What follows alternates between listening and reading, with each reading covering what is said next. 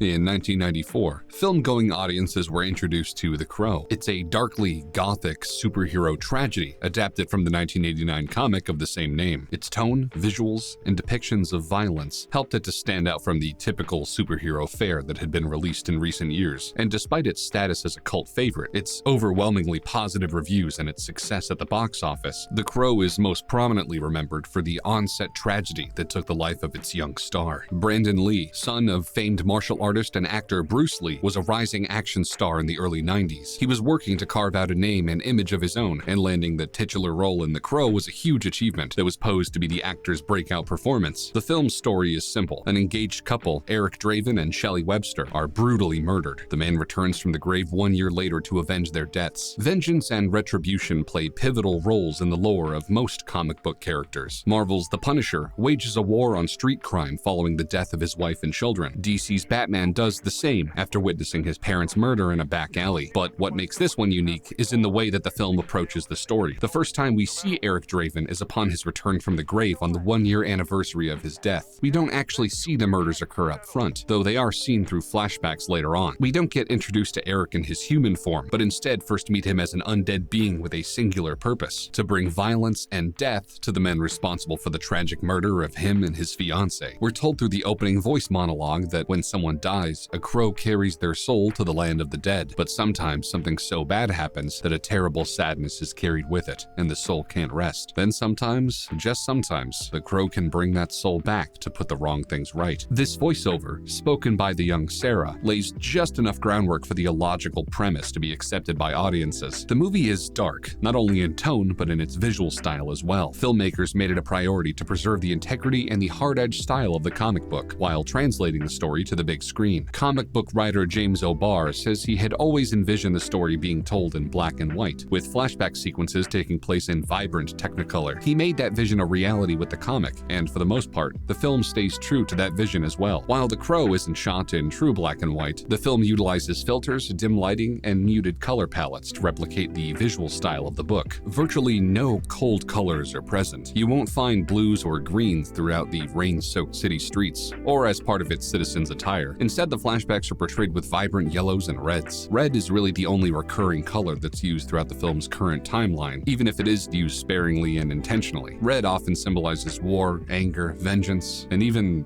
religion. Looking at The Crow, it doesn't exactly scream religious values, but religious themes and symbolism are weaved into the fabric of its story. Eric's pet cat, whose white fur shines in contrast to the blackness of the dark world around it, is named Gabriel. Gabriel is a figure present in many religions with varying roles, but in the Christian Bible, Gabriel is an archangel who appears before the Virgin Mary and foretells the birth of Jesus. The parallels between Eric Draven and Jesus continue with Eric's resurrection from the grave. Sure, Eric's resurrection involved a lot more murder and violence than Jesus's did, but both resurrections are directly related to the sins of man. The murder and mayhem that have devoured the city under the rule of a madman known as Top Dollar and his thugs have created a breeding ground for violence. They are the sin. The people of the city are mankind, and Eric's resurrection allows to free the people from the sin that strangles them. Eric's intentions are revenge. He wants retribution. That's the reason he was brought back to this world. But his purpose goes deeper than that. We see that Eric is essentially invincible. Bullets and knives have no effect on him as he barrels on toward his mission of vengeance. This aspect of the character is unique. He has no weakness, and there is nothing that can prevent him from accomplishing his mission. Even Superman has kryptonite, but Eric has nothing. That is, until his job is done. Once Eric finishes dispatching of the thugs who directly participated in the attack on his fiancée, he prepares to return to the grave and move past the purgatory that has held him for the last year. But at the last moment, he decides he can't. And the reason he can't is because the evil that haunts this city is still thriving. And as long as that evil thrives, the citizens, primarily young Sarah,